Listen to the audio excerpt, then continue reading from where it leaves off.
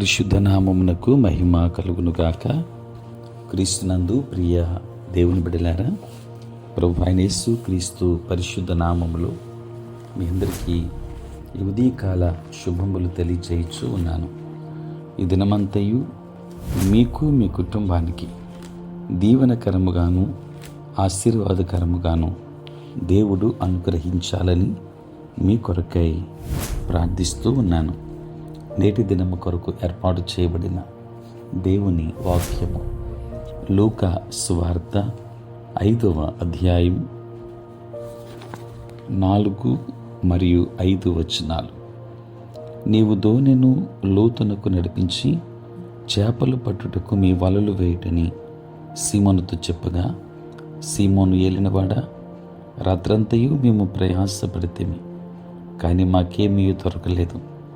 అయినను నీ మాట చొప్పున వలలు వేతునని ఆయనతో చెప్పాను. ప్రియులారా, నేటి దినం కొరకు ఏర్పాటు చేయబడిన ధ్యానాంశము అద్భుతాల కొరకు నీ దర్శనాన్ని విస్తరింపచేయము. ప్రియులారా, ప్రజలకు బోధించడానికి యేసు అప్పుడే పేతురు పడవను వాడుకున్నాడు. అందుకు అతన్ని దీవించాలని భావించాడు. పేతురు అవసరాలన్నీ కూడా ఎలా తీర్చగలనో అతనికి చూపాలని ఆశపడ్డాడు. చేపలు పట్టడానికి వలలు వేయము అని యేసు పేతురుకు చెప్పాడు. ఆ క్షణంలో సరస్సులోని చేపలన్నీ పేతురు పడవ వైపు ఈదటం ఆరంభించాయి.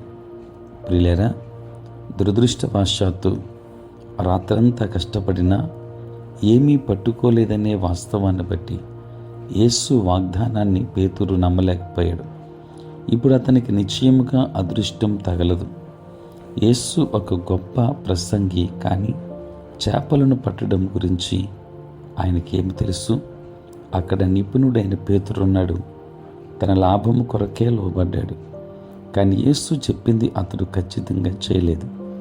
అతని వలలను విసరమని యేసు చెప్పాడు. పేతురు ఒక వలను మాత్రమే విసిరాడు. అతడు లోబడ్డాడు, కానీ అతడు చేపలను బాగా ఎదురు చూడడం లేదు. ప్రియులారా, ఫలితముగా అనేక వలల్లోకి చేరడానికి యేసు పంపిన చేపలన్నీ పేతురు వలలోనికి దుముకాయి. చేపలను పట్టుకోవడానికి వల సరిపోవడం లేదు, అది పగిలిపోతుంది. ఇది పేతురు జీవితంలో అతి పెద్ద చేపల వేట. అయినా అది ఇంకా పెద్దగా ఉండేది. అతని వలలోకి చేరడానికి చేపలు నిజానికి కొట్లాడుకుంటున్నాయి, కానీ అతని దర్శనం చిన్నది. దేవుని బిడలారా, మన జీవితాల పట్ల ఉన్న దేవుని దర్శనాన్ని హత్తుకోము కనుక తరచు దేవుని సమకూర్పును తప్పిపోతూ ఉన్నాం. 2వ రాజుల గ్రంథం 4వ అధ్యాయం 6వ వచనంలోని విధవరాలకు ఎక్కువ నూనె కలిగేది, కానీ నూనెను నింపడానికి పాత్రలు లేవు. ఇశ్రాయేలు రాజైన యోవాషు తన శత్రువులను పూర్తిగా నాశనం చేయలేకపోయాడు. కారణం అతనికి తగినంత రౌద్రం లేదు. దేవుని బిడ్డలారా, అలాగే వాక్యములోని సకల వాగ్దానాలను పూర్తిగా హత్తుకోలేదు కనుక మన కోసం దేవుడు చేయాలనుకున్న దాన్ని తరచూ పరిమితం చేస్తున్నాం. కనుక ఆయన నీకేమి చేయమని చెప్పాడు? నీ పూర్ణ హృదయంతో చేయము. గొప్ప ఫలితాల కోసం ప్రణాళికలు వేయండి. నీ విశ్వాసం దేవుని సమకూర్పు ప్రత్యక్షతను నిర్ధారిస్తుంది. దేవుడు మిమ్మల్ని దీవించును కాక. ఆమేన్. ప్రార్థన. పరిశుద్ధుడైన తండ్రి, ప్రేమ కలిగిన ప్రభువా, నీకు వందనాలు. రాత్రంతయు కాపాడి సంరక్షించి సుఖనిద్రని దయచేసి మా జీవితంలో మరి ఒక నూతన దినాన్ని మేము చూడగలిగే భాగ్యాన్ని మీరు మాకు ఇచ్చారు. నీకు వందనాలు. ఈ దినమంతా కూడా మీ సన్నిధి మాతో ఉంచండి. మా పనులలో ప్రయాణములలో తోడే ఉండండి. అనిసిరిని దీవించండి. వారి స్టడీస్లో తోడే ఉండండి. దూర ప్రాంతాల్లో ఉంటున్నారు, బిడ్డలకు కావలసిన కాపుదల సంరక్షణ దయచేయండి. దేవానికి వందనాలు. పుట్టినరోజు పెండ్లి రోజు జరుపుకుని బిడ్డలను దీవించండి.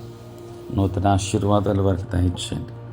ఉద్యోగస్తులు, వ్యాపారస్తులు కష్టపడి పని చేసుకుంటున్న బిడ్డలందరి మీద నీ కృపాహస్తం ఉంచమని, సంఘాన్ని తండ్రి మీరే దీవించండి, ఆశీర్వదించండి, మీరే తోడై ఉండమని నజరేయుడైన యేసు నామములో ప్రార్థించి వేడుకొనుచున్నాము తండ్రి, ఆమేన్. తండ్రి, కుమార, పరిశుద్ధాత్మ త్రియేక దేవుని దీవెన సదా మీకును మీ కుటుంబానికి తోడై ఉండును గాక. ఆమేన్.